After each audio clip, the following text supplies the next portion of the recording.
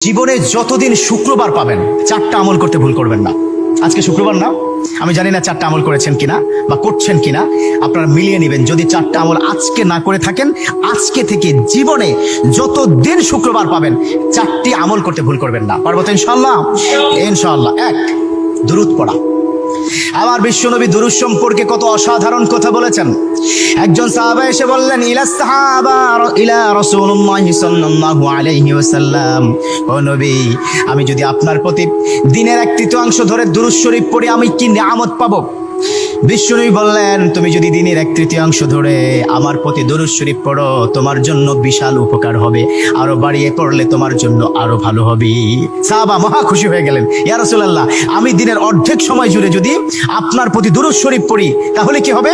বিশ্বনবী বললেন, এটা বিশাল শুভ সংবাদ তোমার জন্য, তার চাইতে আরো বাড়িয়ে পড়লে তোমার জন্য আরো ভালো। সুবহানাল্লাহ। বিশ্বনবীর কথা আবেগতাড়িত হয়ে সাহাবা বললেন, ও নবী, আমি পুরো 24 ঘন্টার যখনই সময় পাবো তখনই যদি আপনার প্রতি দুরূদ শরীফ আমি পড়তে পারি গো নবী।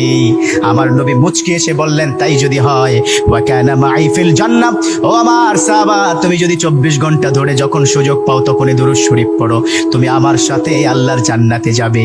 সুবহানাল্লাহ। এর মানে দুরূদের কি পাওয়ার! দুরূদ এত সাধারণ, কেউ যদি মান করা দুরুদান, যে ব্যক্তি দুরুদ পড়বে আল্লাহ পাক তার মর্তবা, তার মর্যাদা 10 গুণ বৃদ্ধি করে দিবে। সুবহানাল্লাহ পড়েন। যে ব্যক্তি দুরূদ শরীফ পড়বে আল্লাহ পাক তার আমলনামা থেকে 10টি বদ আমল কেটে দিবে। সুবহানাল্লাহ পড়েন।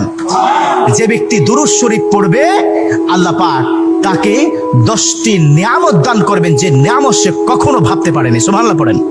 তার মানে দুরূদ শরীফ কি কত অসাধারণ না? মান লাজিমাল ইস্তিগফার। দ্বিতীয়টি হচ্ছে ইস্তেগফার পড়া। জুমার দিনে অবশ্যই ইস্তেগফার পড়বেন।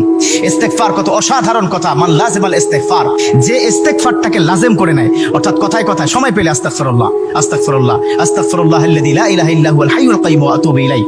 কোথাও ভুলে হয়তো একটু ফেসবুকে কোন একটা নারীর ছবি চলে আসলো, আস্তাগফিরুল্লাহ স্কিপ করে দিল। এরকম ইস্তেগফার যে ব্যক্তি লাজিম করে নিল, কথায় কথায় সুযোগ পেলে যে ইস্তেগফার পড়ে, আল্লাহ পাক তার পিছনের গুনাহগুলো ক্ষমা করে দেয়। সুবহানাল্লাহ। তৃতীয় নম্বর কাজ দেব, জুমার দিনে ভুল করবেন না, সেটা হলো ফজরের নামাজটা আদায় করতে ভুল করবেন না। এখন যদি আমি জিজ্ঞাসা করি, মাশাআল্লাহ, এখানে যতজন আছেন আজকে ফজরের নামাজ পড়ছেন কিনা, মনে হয় না আমি খুব বেশি পাবো যে ফজরের নামাজ পড়েছেন। আর 4 নম্বর যেটা হচ্ছে, জুমার দিনে যতদিন জুমার দিনে আপনি পাবেন সবার আগে মসজিদে প্রথম কাতারে আসবেন।